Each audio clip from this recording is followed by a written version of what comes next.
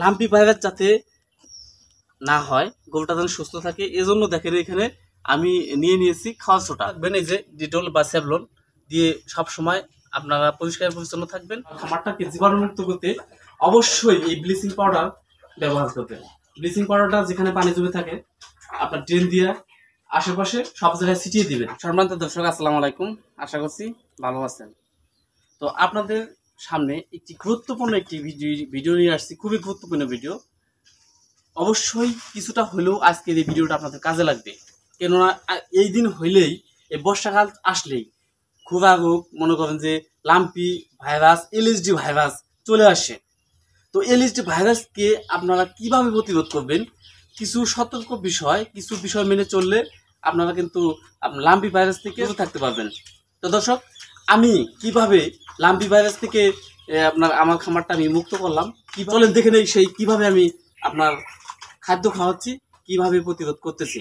তো দর্শকে দেখতে পাচ্ছেন এখানে দর্শক আমি দেখতে পাচ্ছেন কাঁঠাল দিয়েছি, ধানের কোড়া দিয়েছি এবং খোল দিয়েছি। এবং এখানে লাম্পি ভাইরাস যাতে না হয়, গরুটা যেন সুস্থ থাকে, এজন্য দেখেন এখানে আমি নিয়ে নিয়েছি খাওয়া সোটা। অবশ্যই এই দিনে বর্ষাকালে অবশ্যই আপনারা খাওয়া সোটা খাওয়াবেন। এই যে দর্শক, খাওয়া সোটা কতটুকু পরিমাণে দিতে হবে সেটা হচ্ছে 4 চামচের 1 চামচ দিয়ে দিবেন, অর্থাৎ 20 গ্রাম, 20 থেকে 25 গ্রাম হলেও সমস্যা নেই। আপনার 20 গ্রাম খাওয়া সোটা দিয়ে দিবেন, দিয়ে আপনার গরুকে অবশ্যই খাওয়াবেন।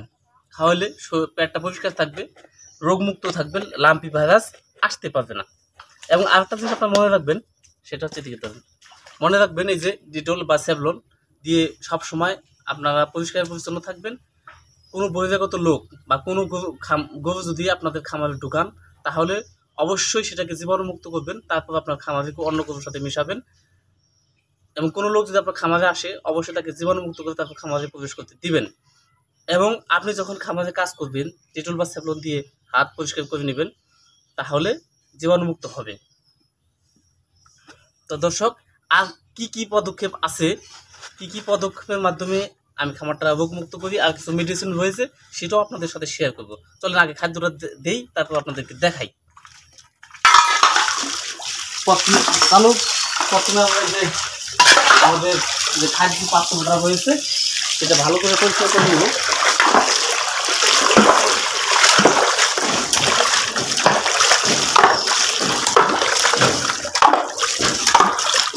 এদিকে একদিকে থাকতে হবে।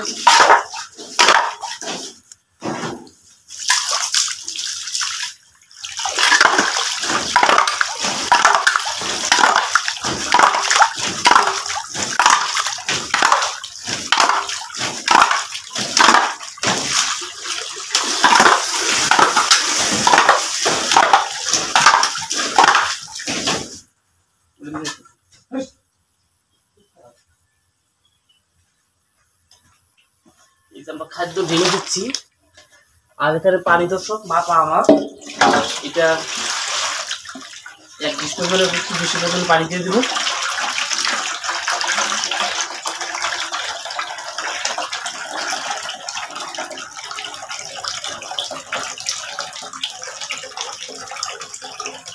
তো অবশ্যই পরিষ্কার পরিচ্ছন্ন ভাবে বিশুদ্ধ পানি খাওয়ানোর চেষ্টা করবেন, মানে একটু জানি আপনার চারিতে কোনো নোংরা পানি একটা না থাকে সেদিকে লক্ষ্য রাখবেন।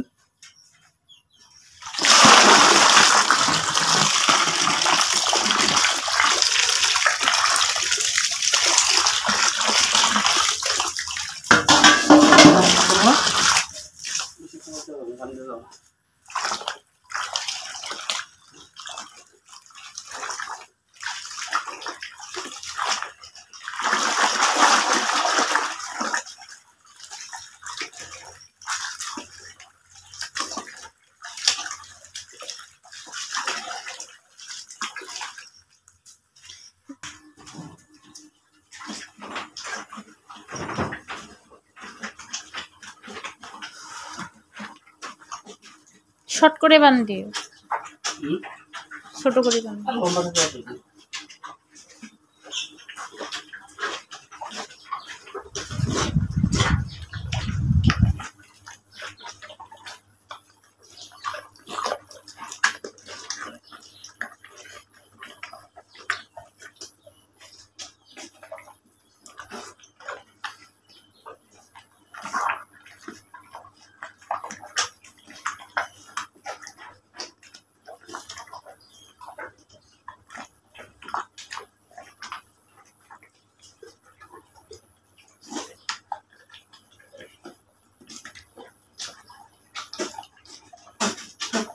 বিষাক্ত।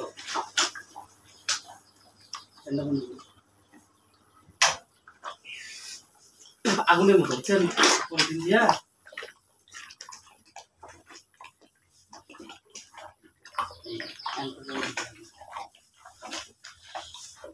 এটা কি করবো এখন? ছিটে দেবেন। আপনার খামারটাকে জীবাণুমুক্ত করতে অবশ্যই এই ব্লিচিং পাউডার ব্যবহার করবেন। ব্লিচিং পাউডারটা যেখানে পানি জমে থাকে আপনার ড্রেন দিয়ে আশেপাশে সব জায়গায় ছিটিয়ে দিবেন। দর্শক, আমি কিভাবে এই ব্লিচিং পাউডারটা ছিটিয়ে দিচ্ছি দেখেন। হাতে কিন্তু আমি পলিথিন দিয়ে নিয়েছি, অথবা হ্যান্ড গ্লোভস আপনারা ব্যবহার করবেন, কেননা এই ব্লিচিং পাউডারটা হাত দিয়ে ধরলে হাত কিন্তু পড়ে যাওয়ার মতো। এটা এখানে এইভাবে দিয়ে দিবেন দর্শক, এভাবে দিয়ে দিবেন, এইভাবে দিয়ে দিবেন। এদিকে দেখো দেখো দেখো দেখো, এই যে দর্শক, এভাবে ব্লিচিং পাউডার দিয়ে আপনার খামারটা জীবাণু মুক্ত করবেন। এই যে এইভাবে,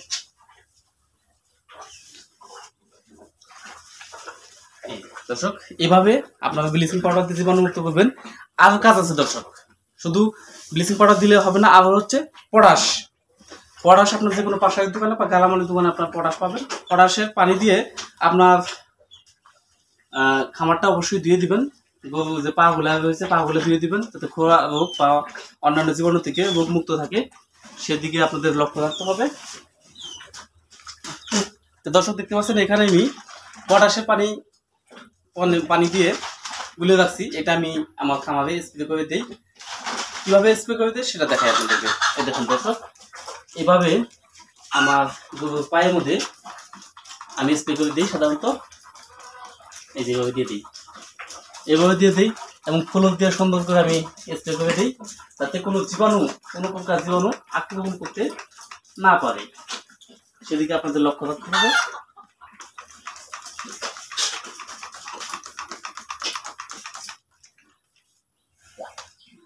তো দর্শক, এটা হলো খামারকে সুস্থ রাখার, আপনি নিজে সুস্থ রাখার একটা পন্থা। তো লাম্পি ভাইরাসকে এভাবে সাধারণত প্রতিরোধ করতে হবে।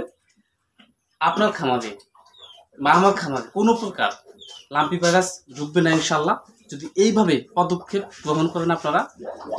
এগুলা যেমন আমি দেখাইলাম, ডিটল বা স্যাভলন, ব্লিচিং পাউডার, পটাশ এবং খাওয়া সোটা আমি খাওয়াচ্ছি, তাহলে এগুলো পদক্ষেপ গ্রহণ করে ইনশাল্লাহ আপনার খামারে কোনো প্রকার লাম্পি ভাইরাস, খোরা রোগ হোক, এগুলা কিন্তু আসবে না। অবশ্যই এদিকে আপনাদের লক্ষ্য রাখতে হবে। তো সুস্থ থাকবেন, সবাই ভালো থাকবেন। আসসালামু আলাইকুম।